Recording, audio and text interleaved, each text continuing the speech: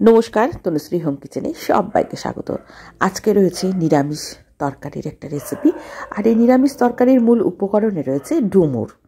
এখন বাজারে ডুমুর পাওয়া যাচ্ছে, তো ডুমুর কাটতে একটু বেশি সময় লাগে, কেটে বেছে নিতে হবে। এর জন্য একটা একটা করে দেখো ডুমুরের মাঝখান থেকে একটা টুকরো করে নিলাম।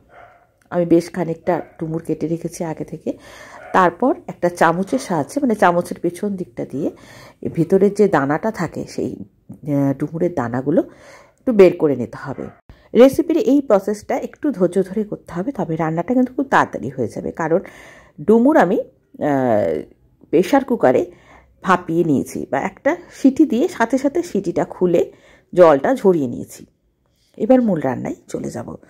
প্রথমে কড়াইতে 2 টেবিল চামচ সর্ষের তেল দিয়েছি। তেল ভালো মতো গরম হয়ে গেলে ফোড়নে দেব জিরে, 1/2 চামচ দিয়েছি জিরে, আর 2টো তেজপাতা। এর সাথে একটা শুকনো লঙ্কা দিয়েছি। ফোড়ন অল্প ভাজা ভাজা হয়ে আসলে আর ফোড়নের কালারটা যখন চেঞ্জ হতে থাকবে তখন দিয়ে দিতে হবে আলুর টুকরো। এখানে একটা বড় সাইজের আলু ডুমো ডুমো করে কেটে নিয়েছি, সেই আলুটা দিয়ে দিলাম। এবার ফ্লেমটা কম করে দেব, দিয়ে কম আছে ঢাকা দিয়ে আলু ভাজতে হবে। এতে ঢাকা দেওয়ার জন্য আলুর নরমও হবে আর সুন্দর একটা কালারও চলে আসবে। লো টু মিডিয়াম ফ্লেমে আলু সোনালি করে ভেজে নিয়েছি। এরপর আগে থেকে ভাপিয়ে রাখা ডুমুরের টুকরো দিয়ে দিলাম।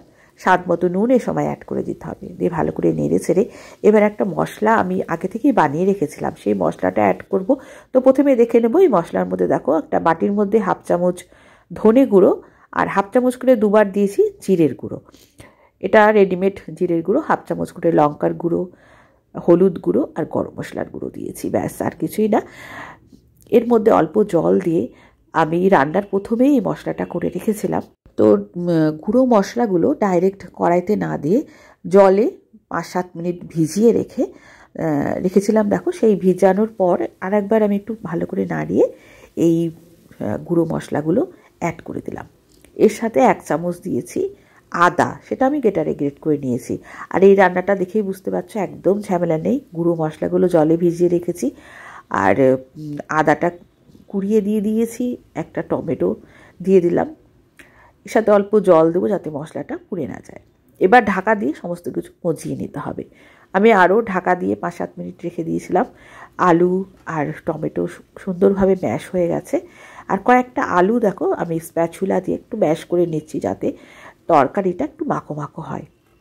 আর এই ডুমুরের তরকারিটা খেতে ভীষণ ভালো হয়, নিরামিষ তরকারি অথচ খেতে অসাধারণ হয়। এর সাথে আমি অল্প চিনি দিয়েছি আর 1/2 কাপ মতো জল অ্যাড করেছি। 3-4টে কাঁচা লঙ্কা দিয়েছি, খুব ভালো একটা ফ্লেভার হবে। আর স্বাদের জন্য দিয়েছি 1 চামচ ঘি।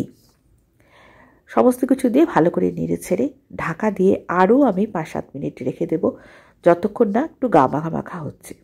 বেশ, ঢাকা দিয়ে রেখে দিলে কিন্তু রান্না কমপ্লিট।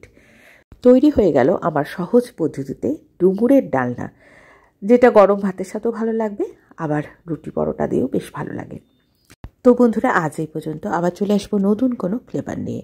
আজকের এই ডুমুরের নিরামিষ রেসিপির ভিডিওটি কেমন লাগলো অবশ্যই কমেন্ট করে জানাবে। ভালো লাগলে লাইক করে পাশে থাকবে। আজকে কোনো নতুন বন্ধু থাকলে সাবস্ক্রাইব করে বেল আইকনটি প্রেস করে রেখে ধরে সহজ নিত্য নতুন রেসিপির আপডেট পাওয়ার জন্য। সকলে ভালো থেকো, ধন্যবাদ।